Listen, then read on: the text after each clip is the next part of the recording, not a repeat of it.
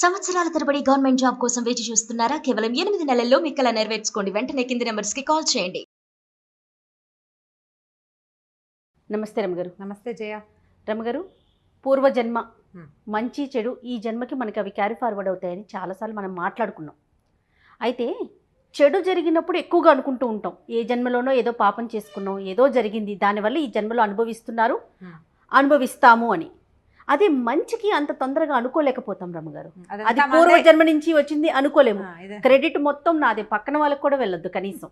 అలాంటి ఆలోచన ఉంటుంది కదా. జనరల్గా చేస్తారు, కానీ మన తాలూకు సుఖ దుఃఖాలు ఎక్కువ భాగం మనం ముందు నుంచి తెచ్చుకున్నవే ఉంటాయి.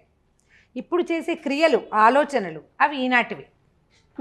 కానీ మనకి ఏదైనా చాలా ఇబ్బందికరమైన పరిస్థితి, మరణాలు లేదా అనారోగ్యాలు, అవన్నీ కూడా పూర్వజన్మ నుంచి క్యారీ ఫార్వర్డ్ అవుతాయి ఖచ్చితంగా. ఇప్పుడు ఇవాళ మనం పుట్టాం జయ, ఇంతకుముందు మనం ఉన్నామా? అనుకుంటాం, ఉన్నామేమో, ఎక్కడో పుట్టుంటామేమో. అదే, అక్కడ ఏం చేసి ఉంటాం? అసలు ఎలా పుట్టామో తెలియదు కదా రమ్మగారు. అక్కడ ఎలా పుట్టామో తెలీదు, ఏం చేసామో మనకి తెలియదు. కానీ ఇప్పుడు పుట్టేశాం మనం. ఆ ఏం చేసామో నీకు నాకు తెలియదు, కానీ మన చుట్టూతా కొంత ప్రపంచం ఉంది మనమే కాకుండా. వీటిని మనం ఏమంటాము? పంచభూతాలు అంటాం. పంచభూతాలనే పృథివ్య తేజో వాయురాకాశాలు. అవును, మనం మామూలుగా చెప్పుకునేటిది నిప్పు, నీరు, భూమి, ఆకాశము, గాలి. ఈ 5 వీటితో పాటు ఎప్పుడు ఉండేవాళ్ళు సూర్యుడు, చంద్రుడు, వీళ్ళు 7. దీంతో పాటు మనసు అనేది ఒకటి ఉంటుంది. అది చూస్తూనే ఉంటుంది. అది మనతో పాటు ప్రయాణం చేస్తుంది. ఈ గుంపంతా ఉంటారు. ఇప్పుడు మనం మరణించిన తర్వాత మనం మళ్ళీ పుట్టాం, ఇవే ఉంటాయి కదా మన చుట్టూతా. ఇప్పుడు నేను కొత్త ముఖంతో పుట్టానని భూమి ఆకాశాలు మారిపోవు, పంచభూతాలు మారిపోవు. అవే పంచభూతాలు అలానే ఉంటాయి. మనసు కూడా ఉంటుందంటారా మళ్ళీ జన్మకి? ఉంటుంది, అది ప్రయాణం చేస్తుంది. కానీ దాని తాలూకా విషయాలు మనకు తెలియదు, ఏమీ తెలియవు. ఒక్క టింట్ లాగా ఉంటుందా రమ్మగారు? ఖచ్చితంగా. పంచకోశాంతర అంటారు వాటిని. అమ్మవారిని పంచకోశాంతర స్థిత అని చెప్తారు. 5 కోశాలలో ఉంటుంది అమ్మవారు అని. వాట్లల్లో ఒక్క కోశం, శరీరము పంచకోశాలతోటి నిర్మించబడి ఉంటుంది. ఒకటి జీవుణ్ణి అనుసరిస్తుంది, అది కూడా ఏంటంటే పూర్తి స్థాయిలో అనుసరించదు, సూక్ష్మ రూపంలో అనుసరిస్తుంది. అందువల్లనే ఇంట్లో ఎవ్వరికీ లేని సంగీతం ఒక పిల్లకి వస్తుంది. అవును, కుటుంబంలో లేదు అసలు.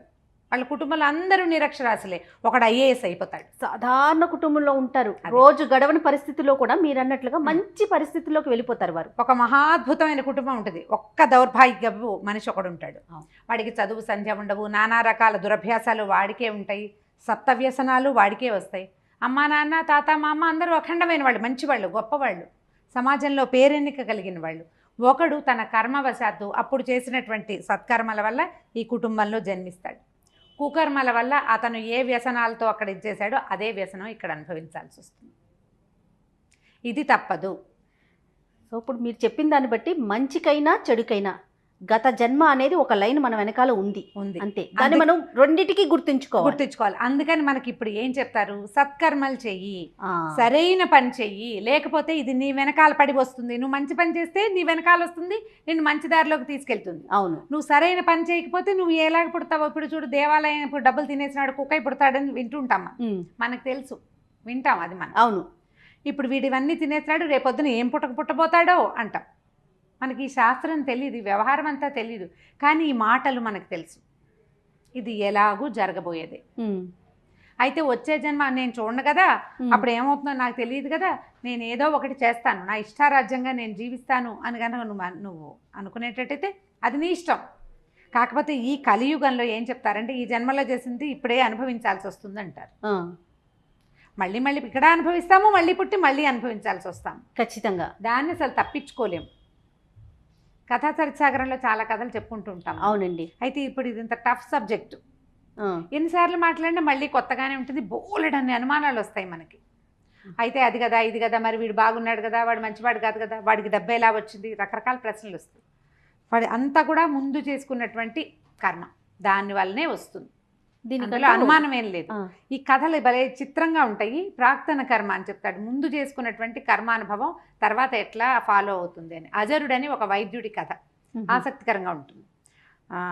ఒక ఊర్లో శ్రీనగరం అనే ఊళ్ళో ఒక విలాసపురం అని ఒక పెద్ద మహారాజ్యం ఉందట. ఈ శ్రీనగరం అనే దేశంలో విలాసపురం అని మహారాజ్యం. ఈ విలాసపురానికి ఒక రాజుగారు ఉండేవారు.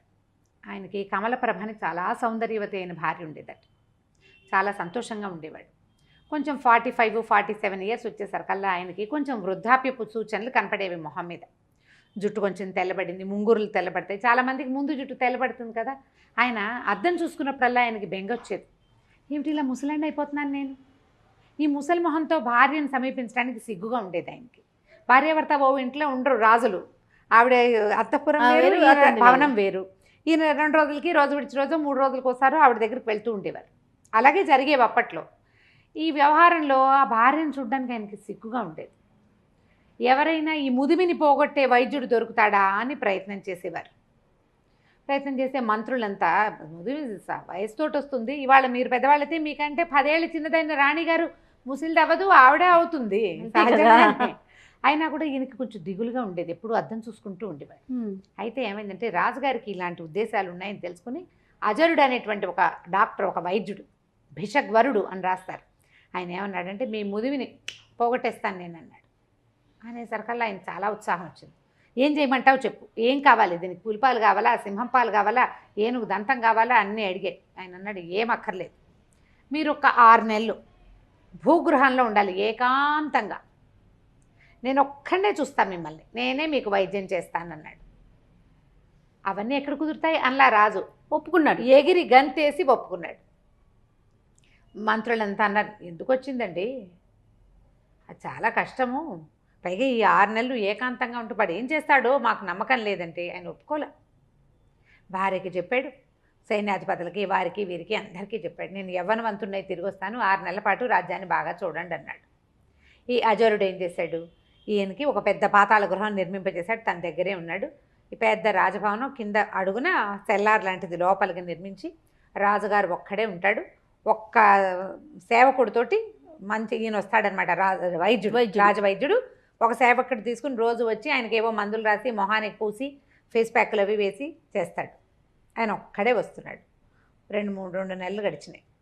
రాజుగారు అద్దం చూసుకుని ఇంకా ముసలి మొహం పడి, ఇప్పుడు ఏమైంది ఆయనకి, ఏకాంతము, ఒంటరిగా ఉండటము, రాజ్యం ఏమైపోతుందో అని దిగులు, తొందరగా యంగ్నెస్ వస్తుందో రాదో అన్న బెంగ, వీటితో పాటు రోజు రోజుకి పెరిగే వయసు ఒక పెరుగుతుందిగా. 2 నెలలు పెరిగితే 2 నెలలు పెరిగినట్టే. ఈయన ఇంకా తగ్గట్లేదు, ఇంకా ఇదైపోతున్నాను అదైపోతున్నాను అంటే, ఏమీ లేదు త్వరలో వస్తుంది, అలా వస్తుంది, ఇలా వస్తుంది అని చెప్పేవాడు. ఈ 2 నెలల్లో ఈ అజరుడు ఏం చేశాడంటే, రాజుగారంతా ఎత్తు పొడుగు ఉండి కాస్త అటు ఇటుగా మొహకవళికలు రాజుగారిలాగా ఉన్నవాడి కోసం వేటాడాడు రాజ్యం అంతా. 3 నెలలు తిరిగేసరికి ఒకడు దొరికాడు. రాజంతే ఎత్తు పొడుగు, అంతే మనిషి, అంతే లావు, తర్వాత మొహం అది దాదాపుగా అలాగే ఉంది షేపు. రాజుకి 48-49 సంవత్సరాలు వచ్చినాయి. వీడు ఒక 25 ఏళ్ళవాడు, బిగువుగా ఉంటుంది స్కిన్ అది కదా. సరే ఏం చేశాడు, 3 నెలలు తిరగగానే రాజుగారిని సంహరించి సముద్రంలోకి తోసేశాడు. ఆ ప్లేస్లోకి తను ఏ కుర్రవాడిని అయితే రాజు లాగా ఉన్నవాడిని పట్టుకున్నాడో వాడిని ప్రవేశపెట్టాడు. వాడికి ఏం చెప్పాడంటే, నువ్వు రాజు అవుతావు, హాయిగా మహారాణి కమలప్రభతోటి జీవితాన్ని గడుపుతావు, ఈ రాజ్యమంతా నీది, నేను చెప్పినట్టు చెయ్యి చాలు అని చెప్పి అతన్ని లోపల ఉంచి రోజు ఒక మంత్రిని, ఒక సైన్యాధిపతిని, ఒక్కొక్కరిని, రాజుగారిలో మార్పు వచ్చింది, ఆయన కుర్రవాడిగా తయారయ్యాడు రండి అని తీసుకొచ్చేవాడు. మెల్లిగా ఈ మంత్రులు వాళ్ళ ఆనుపానులు, వాళ్ళ వ్యవహారాలు, మధ్యలో మహారాణి కమలప్రభ ఆవిడ తాలూకు చెలికత్తెలు ఒక్కొక్కళ్ళు అలవాటయ్యారు. రాజుగారిని ముట్టుకోకూడదు, బాగా వెళ్తురున్న చోట కూర్చోబెడితే ఆయనకి మొహం పాడవుతుంది, అలాంటివి చెప్పి వాళ్ళు డైరెక్ట్గా ఆయన్ని చూడనివ్వకుండా చేసాడు. 3 నెలలు గడిచేసరికల్లా ఈ జనం అందరికీ ఈ కొత్త రాజుగారు యంగ్గా అయిపోయిన, ఇప్పుడు మనమే ఒక 15 సంవత్సరాల తర్వాత, ఇప్పుడు ఉన్న మొహం 15 ఏళ్ల తర్వాత నా మొహాన్ని నేను చూసుకుంటే మనం గుర్తుపట్టలేము. అవును, గుర్తుపట్టలేకపోతాం. ఎందుకంటే చెంపలు అవి టైట్గా ఉంటాయి. 20 ఏళ్ళు 25 ఏళ్ల వయసు వేరు, 50 వచ్చేసరికల్లా డిఫరెన్స్ వచ్చేస్తుంది. ఆ ఫోటో ఈ ఫోటో దగ్గర పెట్టుకుంటే పోలిక ఒకలా ఉంటుంది, కానీ షేప్స్ మారిపోతాయి. ఎవరో అట్లా అలాగే ఉండేవాళ్ళు. ఎవరు అమృతం తాగిన వాళ్ళు ఎవరుంటారు? ఎంతో కొంత మార్పులు వచ్చేస్తాయి కదా. హెయిర్ లైన్ దగ్గర నుంచి మారిపోతుంది, జుట్టు ఊడిపోతుంది, పెరిగిపోతుంది, పక్క వెళ్ళిపోతుంది, పాపిడి పెద్దది అయిపోతుంది, చాలా ఎందుకు రమ్మగారు మనకి కిందటి సంవత్సరం చేసిన వీడియోలు ఇప్పుడు ఒకసారి చూడండి ఎంత మార్పు కనిపించేస్తుందో. సహజం కదండి, సహజం కదా అది. అంతే. సరే ఏమైంది, 6 నెలలు తిరిగిపోయినాయి, కొత్త రాజుగారిని ప్రవేశపెట్టాడు. ఈయన ఈ లోపల రాజుగారి లాగా నడవటం, నుంచోటం, మాట్లాడడం అన్నీ నేర్చుకున్నాడు అబ్బాయి. మంచి చురుకైన వాడు. తర్వాత చక్కగా రాజ్యాన్ని ఏలటం మొదలుపెట్టాడు. రాణి కమల ప్రభతోటి హాయిగా ఉన్నాడు. ఆవిడ గుర్తుపట్ల, తెలుసుకోలేకపోయింది. ఆయన 25 ఏళ్ల వయసులో ఆయన ఎలా ఉన్నాడో ఆయన ఉత్సాహవంతుడిగా ఉండటం తెలుసు. 25 ఏళ్ల కుర్రాడికి న్యాచురల్లీ ఉంటుంది. ప్రత్యేకమైనవి ఏమీ లేవు, పాత అలవాట్లన్నీ మార్చుకున్నానని ముందే చెప్పుకున్నాడు. దాంతో అన్నీ మారిపోయినాయి. కొన్ని తినచ్చు, కొన్ని తినకూడనివి. రాజుగారికి స్వీట్ అంటే ఇష్టం, స్వీట్లు తినకూడదన్నాడు ఈయన. అబ్బాయి తిండు, ఇతను కారమే తింటాడు, స్వీట్లు తినకూడదు కాబట్టి అవి మానేశాడు. అట్లా అడ్జస్ట్ చేసేసుకున్నారు. రోజులు గడిచినాయి. ఇతను ఏం చేశాడు, తన పాత స్నేహితులు ఇద్దరిని పిలుచుకొచ్చాడు. ఆ ఇద్దరు స్నేహితులకి చక్కగా 2 గ్రామ 4-5 గ్రామాలు అవి ఇచ్చి వాళ్ళని కూడా తనతో సమానంగా చేసి వాళ్ళని తన పక్కన పెట్టుకున్నాడు. ఈ అజరుణ్ణి మాత్రం వీడు మోసగాడు, రాజుని చంపి తనని ప్రవేశపెట్టాడు.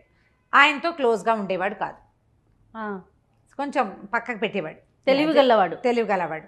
సరే కొద్ది రోజులు గడిచేసరికల్లా అజరుడి కొళ్ళు మండిపోయింది. వీడేమిటి, నేను నిలబెట్టిన బొమ్మ, వీడు వేషాలు వేస్తున్నాడని ఒకరోజు నిలదీశాడు. ఏంటి నువ్వు వేషాలు వేస్తున్నావు అన్నాడు. అనేసరికల్లా ఈయనేమన్నాడు, నువ్వు ఇచ్చిన జీవితమే ఇది, నిజం అయినంత మాత్రాన ఏది ఇప్పుడు నువ్వు బయట పెట్టవు. నిన్ను నాతో ఉంచుకొని నిన్ను బతికి ఉండనిచ్చాను, నువ్వు సంతోషించు, దానికి నీకు అవసరమైంది ఇస్తాను, అంతేగాని నా రాజుకి నీ చేతిలో కీలుబొమ్మగా చేసుకోవాలని చూడకు. నేను ఇవాళ ఇక్కడ ఉండటానికి నువ్వు ఉపయోగపడ్డావు అంతే, నువ్వు కాకపోతే ఇంకోటి తెచ్చేవాడు నన్ను ఇక్కడికి అనేసరికి అజరుడు ఒళ్ళు మండిపోయింది. కానీ బయట పెట్టే మార్గం తనకి లేదు. తన జీవితం వాడిని పాడు చేస్తే తను మొత్తానికి నాశనం అయిపోతుంది, అంతే కదా. అందుకని అక్కడక్కడే తిరుగుతూ ఉండేవాడు. ఒకనాడు ఈ రాజు, అతని తాలూకు 2 స్నేహితులు, 2-3 మంత్రులు ఈ అజరుణ్ణి కూడా తీసుకుని ఒక చోట షికారుకి వెళ్ళారు. అట్లా నడిచిపోతుంటే పైనుంచి నీళ్ళు వస్తున్న ఒక చెరువులో, పైకి ఎక్కడి నుంచో ఆ చెరువులోకి నీళ్ళు వస్తాయి, బంగారు కమలాలు కొట్టుకొచ్చినాయి. అందరు కేరింతలు కొట్టారు. అయ్యో అయ్యో ఏదో పువ్వులు వస్తున్నాయి, చుట్టూ బంగారంగా ఉన్నాయని. ఈయన నీటిలోకి దూకి పువ్వులు చేత్తో పుచ్చుకున్నాడు. సంతోషించి అజరుణ్ణి అన్నాడు, అజరా నువ్వు ఈ పువ్వులు ఎక్కడి నుంచి పుట్టుకొస్తున్నాయో అక్కడ చూసిరా అని పంపించాడు. మిగిలిన వాళ్ళంతా అజరుడిని తన మీద ఆపేక్షతో పంపించాడని భావించారు. అజరుడు తను ఏదైనా సంహరించడానికి పంపాడేమోనని భావించాడు. ఇక మరి రాజాజ్ఞ, ఒక ఒంటరిగా ఉన్నప్పుడు నువ్వు చెప్తే ఏం చేసేది ఏమిటి అన్ను, ఇక్కడ ఇంతమంది ఉన్నారు కదా, ఏం అనలేకపోయాడు. అజరుడు నడవటం మొదలుపెట్టాడు. అతను దూరంగా వెళ్ళటం చూసి వీళ్ళంతా రాజకోటలోకి వెళ్ళిపోయారు. ఈ నడిచి ముందుకు వెళ్ళిన అజరుడు చాలా దూరం వెళ్ళాక ఒక పెద్ద మర్రి చెట్టు కొసన వేళ్లాడుతున్న ఒక మానవ కంకాళం కనపడింది అతనికి. తను అక్కడికి వెళ్ళాక చిన్న మబ్బు బట్టి వాన పడింది. వాన చినుకులు కొన్ని ఈ కంకాళం మీద పడుతున్నాయి. కంకాళం మీద పడినటువంటి వాన చినుకు నీటిలో పడంగానే బంగారు పుష్పం అయిపోతాం. అబ్బా, ఆ పుష్పమే పైనుంచి కొట్టుకొచ్చి చెరువులోకి వస్తాం. నేను ఆశ్చర్యపోయాడు. ఏమిటి వీడికి, ఎవడిది మానవ కంకాళం, మనిషి కనపడుతున్నాడు, డెడ్ బాడీ, అస్థిపంజరం లాంటిది. కంకాళం అస్థిపంజరం, మానవుని అస్థిపంజరం మనకు తెలుస్తుంది కదా, దాని తల అన్నీ కనపడుతున్నాయి. ఏమిటి విషయం, ఎలా సాధ్యం అని చెప్పి ఏం చేశాడు, ఏమనుకున్నాడు, చూద్దాం ఏమవుతుందోనని ఆ చెట్టెక్కి ఆ కంకాళాన్ని నీటిలోకి తోసేసి దిగి నడుచుకుంటూ వెళ్ళిపోయాడు. మళ్ళీ వెనక్కి వచ్చాడు రాజుగారి దగ్గరికి. ఆయన అడిగాడు, రాజు అజరా కంకాళం కనపడిందా? కనపడింది అన్నాడు. చాలా చిత్రమైన చోటు కాదు అది అన్నాడు. చాలా చిత్రంగా ఉంది, ఏమిటో ఆ ఆశ్చర్యానికి కారణం తెలియదు. నేను కంకాళం పడేస్తే ఏదైనా జరుగుతుందేమో అనుకున్నా, కానీ ఏమీ జరగలేదు. ముందు మాత్రం నేను చూశాను, దాని మీద నుంచి పడినటువంటి నీటి బిందువులన్నీ బంగారు పువ్వులు అయిపోయినాయి. అవి కొట్టుకొస్తున్నాయి, ఎటు పడితే అటు కొట్టుకెళ్ళిపోతున్నాయి, ఒకటి మన ఊళ్ళోకి వస్తుంది అనేసరికల్ ఇతను చెప్పాడు, ఆ కంకాళం నాదే, నా పూర్వ జన్మ అది. రాజభోగాలు ఆశించి విపరీతంగా తపస్సు చేశాను. మరణించిన తర్వాత నాకు ఈ రాజుగా ఈ రకంగా ఇలాంటి అవకాశం ఇచ్చింది విధి. నీటిలోకి తోసి మంచి పని చేసావు. నా పూర్వజన్మలో స్నేహితులే నేను తీసుకొచ్చిన నా సన్నిహితులు ఇద్దరు. నేను అప్పుడు చేసినటువంటి తపస్సు యొక్క ఫలితము ఇప్పుడు రాజుగా ఈ రకంగా అనుభవించేందుకు నాకు అవకాశం లభించింది. ఎవరైనా సరే వ్యక్తుల సహాయం, నేను సహాయం చేస్తేనే వీడు పెద్దవాడయ్యాడు అని చెప్పుకోకూడదు. మనం ఒక కారణం అవుతాం. వాడు ఉచ్చ స్థితిలోకి వెళ్ళాలని వాడు ఇక్కడ రాసుకుని వస్తాడు. దానికి సరిపడా క్రియ ముందు జన్మలో చేసి వస్తాడు. దీనికి వ్యాజం కారణం మనం అవుతాం. నువ్వు ఆ కారణాన్ని అయ్యావు అజరా, అంతకంటే ఏదీ లేదు. అక్కడ కంకాళం ఉందని దాన్ని స్పృశించే బంగారు కమలాలు వస్తాయని నాకు తెలుసు. నేను చేసిన తపస్సు యొక్క ఫలితం అది అని చెప్పాడు. ఆ తర్వాత అజరుడు ఇంకా రాజుని గురించి మాట్లాడటం మానేశాడు. ఇతనికి ఏం దొరికింది? తనని నమ్మిన మహారాజుని సంహరించి ఒక కొత్త వాడికి రాజు అయ్యేందుకు అవకాశం ఇచ్చే ఇది వీడి విధి ఇది. ఆ తర్వాత అంతకుముందు మామూలు వైద్యుడు, ఇప్పుడు రాజవైద్యుడు బాగా సంపాదించుకుని హాయిగా ఉంటున్నాడు. వీడి సంపాదన ఇలా పెట్టాడు దేవుడు. దేవుడు అంటే విధి. ఇవన్నీ కూడా మనం ముందు చేసుకుని వస్తాం. అందుకు ఇప్పుడు సరి అయిన క్రియ చేయి. ఈ జీవితంలో మనకి ఏం చెప్పబడిందో, మనం ఏ ధర్మాన్ని అనుసరించాలని మన పూర్వులు పెద్దవాళ్ళు మన ధర్మం ఏది మనకి బోధించిందో అది చెయ్యి. ధర్మేతర కార్యాన్ని చేయొద్దు. ధర్మానికి అమెండ్మెంట్స్ చాలా ఉంటాయి. ఆ అమెండ్మెంట్ తెలుసుకో. నువ్వు ఇది చేయలేకపోతే దానికి తగింది చెయ్యి. అబద్ధం చెప్పద్దు. నువ్వు అబద్ధమే చెప్పాల్సి వస్తుంది. అప్పుడు మౌనంగా ఉండు. అదేదో పూజ చేయాలి, రోజు నిత్యము ఆరాధన చేయాలి. నువ్వు చేయలేవు. పొద్దున్న లేచి సూర్యుడికి దండం పెట్టు ప్రతిరోజు. చిన్న మార్పులు చేసుకోమంటున్నారు, అంతేనండి? అంతే.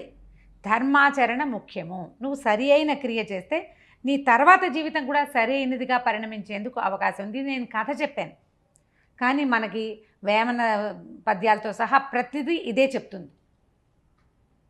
అంతే.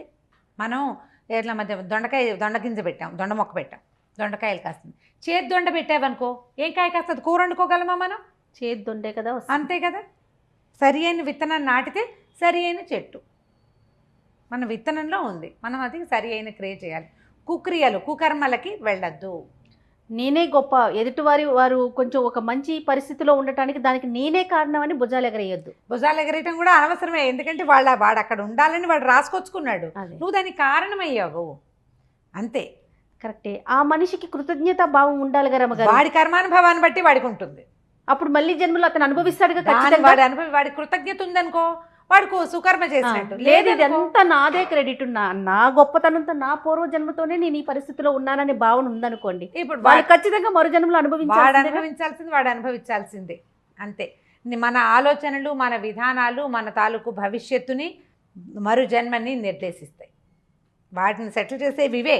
బహుశా ఇలాంటివి ఉండబట్టే ఈ జన్మలో సక్రమంగా ఉండటానికి ప్రయత్నం అన్నా చెయ్యి అని చెప్తారు. అంతే కదా. అంతే. ఇప్పుడు సరిగ్గా ఉంటే కృతజ్ఞతగా ఉండు, భక్తిగా ఉండు, ధర్మపరత్వంగా ఉండు, సాధ్యమైనంత. సహాయం చేయలేకపోతే పోని బాని, కనీసం అపాయం అవతల వాడికి ఇబ్బంది పెట్టకు, అదైనా చెయ్యి. ఇబ్బంది అయినా పెట్టకుండా ఉండాలి. అందుకనే ఈ కథలు చెప్పుకుంటాం మనం. ఖచ్చితంగా అండి, ఖచ్చితంగా ప్రతి ఒక్కరికి తెలియాల్సిన కథలు ఇలాంటివన్నీ కూడా. అంటే మన జీవితానికి సంబంధించిన విషయాలు కదా రమ్మగారు. అద్భుతం, చాలా బాగుందండి. నమస్తే రమ్మగారు. నమస్తే.